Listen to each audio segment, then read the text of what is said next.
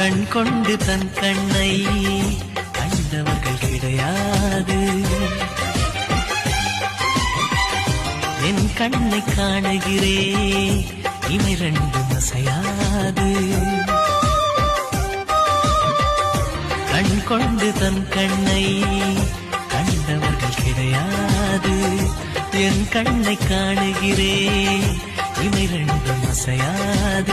குயில் இசை கேட்டவள் இன்று குயில் முகம் பார்க்கிறாள்.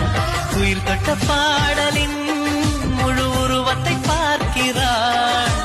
தேடும் முன்பே வந்த பொருள் வாழ்வில் நிலைப்பதில்லை. தேடி தேடி கண்ட பொருள் எளிதில் தொலைவதில்லை.